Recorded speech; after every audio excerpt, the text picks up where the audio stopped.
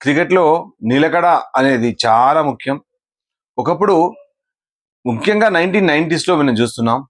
1990స్ తర్వాత నిలకడ అంటే దానికి మారుపేరు కొంతమంది ప్లేయర్‌లను గుర్తుపెట్టుకున్నాం. ముఖ్యంగా టెస్ట్‌లో అయితే రాహుల్ ద్రవిడ్.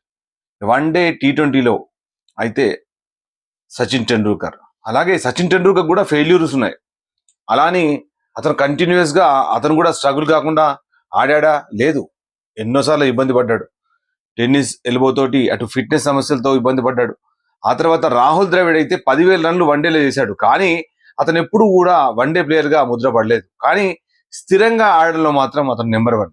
అతను ఒక ద వాల్ అనేది. ఆ తర్వాత అతనికి రిప్లేస్మెంట్గా మనకు అంటే అతను పోయిన తర్వాత మనకు చటేశ్వర్ పూజారా వచ్చాడు. కానీ అతను మరి రాహుల్ ద్రవిడ్ని మరిపించే స్థాయిలో మాత్రం ఆడలేదు. ఓకే, రాహుల్ ద్రవిడ్కి రిప్లేస్మెంట్గా బాగానే దొరికాడు. బట్ అంత అద్భుతంగా మాత్రం అతను రాణించాడు. 1, 2 ఆరా 10 మ్యాచ్లు చక్కగా ఆడొచ్చు. కానీ రాహుల్ ద్రవిడ్ గెలిపించిన మ్యాచ్లు అంత స్థిరంగా ఎవరు గెలిపించలేదు టెస్ట్ మ్యాచ్లు.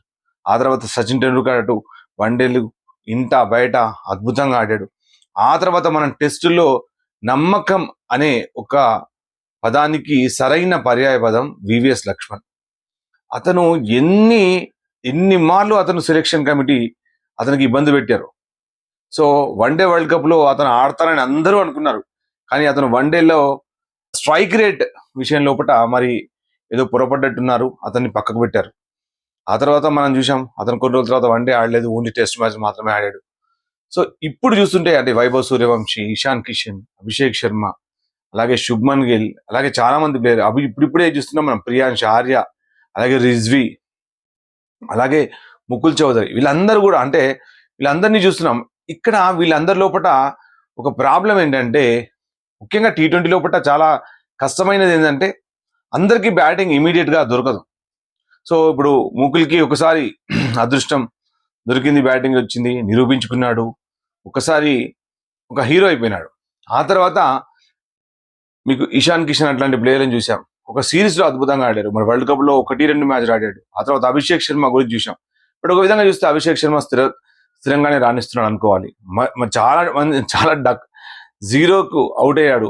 వరల్డ్ కప్లో కూడా అతను స్కోర్ కొట్టడానికి మరి 4వ మ్యాచ్ అతనికి స్కోర్ కొట్టడానికి చూసాం మనం అతను. ఆ తర్వాత ఫైనల్లో అద్భుతంగా 50 చేశాడు అనుకోండి, అది వేరే విషయం. బట్ నిలకడ అనేది వైట్ బాల్ లోపల ఈ మధ్యలో అంటే ఈ గత 10 సంవత్సరాల నుంచి ఒక నిలకడగా ఆడే ప్లేయర్ మనకు కరువైనాడు. సో ఈవెన్ సంజు శాంసన్ కూడా వరల్డ్ కప్లో మాత్రమే అతను కన్సిస్టెంట్గా 3 50 కొట్టాడు. కానీ అంతకుముందు కూడా అతను ఒక సెంచరీ కొట్టిన తర్వాత చాలా మ్యాచ్లు ఫెయిల్ అయినాడు. అంటే నిలకడ లోపించింది. సో మరి భవిష్యత్తు లోపల నిలకడగా ఆడే ప్లేయర్లు మీకెవరైనా కనిపిస్తున్నారా అంటే మన ఆలోచన ఏంటంటే నిలకడగా ఇండియాకు ఆడగలిగే ప్లేయర్లు భవిష్యత్తులో ఎవరు? ముఖ్యంగా టెస్ట్ మ్యాచ్లు మేబీ కనుమరు కావచ్చు, వన్డేలు కూడా కనుమరు కావచ్చు, మేబీ టీ20నే రాజ్యం వెళ్ళొచ్చు. కానీ ఎక్కడో అడపదడప టెస్ట్ మ్యాచ్ ఆడే అవకాశం అయితే ఉంటుంది. సో వన్డేలు కూడా ఆడే అవకాశం ఉంటుంది. సో ఇవి ఎప్పటి వరకు కొనసాగుతాయి? అప్పటి వరకు అయితే మరి నిలకడగా ఆడే ప్లేయర్లు భవిష్యత్తులో ఈ సమీప భవిష్యత్తులో మీకు ఎవరైనా కనిపిస్తున్నారా? వాళ్ళ పేర్లు ఉంటే చెప్పండి, కమెంట్ చేయండి, షేర్ చేయండి. మరి నేను మీకు ఏదైతే చెప్పాలనుకుంటున్నానో అది మీకు అర్థమైందా? సో అలాగే శ్రేయస్ అయ్యర్ లాంటి ప్లేయర్ మీకు తెలుసు. రిషబ్ పంత్ గురించి మనం ఎక్కువగా చెప్పుకోవాలనుకున్నాను, అతను మర్చిపోయినాను. సో రిషబ్ పంత్ చూడండి ఎంత స్థాయికి ఎదిగిపోయినాడు ఒక్కసారి. అతని పేరే ఎక్కడైనా మనకు వినిపించేది. వన్డే, టీ20, టెస్ట్ ఫార్మాట్ అన్నింటిలో కూడా రిషబ్ పంత్ పేరు విన్నాం. ఈవెన్ కేఎల్ రాహుల్ కూడా మనకు ఎన్నో సందర్భాల్లో మనకు ఆపద్బాంధవుడు అయ్యాడు అనుకున్నాం కూడా. కేఎల్ రాహుల్ మన ఇండియాను అంటే అంత టెక్నికల్లీ సౌండ్ బ్యాటర్. సో అందుకని మనం కేఎల్ రాహుల్ కూడా అంటే ఒక చెప్పుకోదగ్గ బ్యాటర్ అవుతాడు అనుకున్నాం. కానీ అతను కూడా మనకు అంత గొప్పగా స్థిరంగా ఆడలేకపోయాడు. రిషబ్ పంత్ కూడా గాయాలు, చాలా ఫెయిల్యూర్స్, అతను కూడా ఫిట్నెస్ సమస్యలతో బాధపడి క్రికెట్కి దూరం అవుతున్నాడు. సో మ్యాక్సిమం అతను ఇప్పుడు ఓన్లీ టెస్ట్ మ్యాచ్లే ఆడుతున్నాడు. సో ఇప్పుడు ఈ మధ్య కాలంలో కూడా మరి ఫిట్నెస్ సమస్యలతో బాధపడుతున్నాడు. సో సంజు శాంసన్, శ్రేయస్ అయ్యర్, శుభ్మన్ గిల్ భవిష్యత్తులో ఎవరు మరి స్థిరంగా ఆడే ప్లేయర్లు? కమెంట్ చేయండి, షేర్ చేయండి. Thanks for watching your favourite talk show.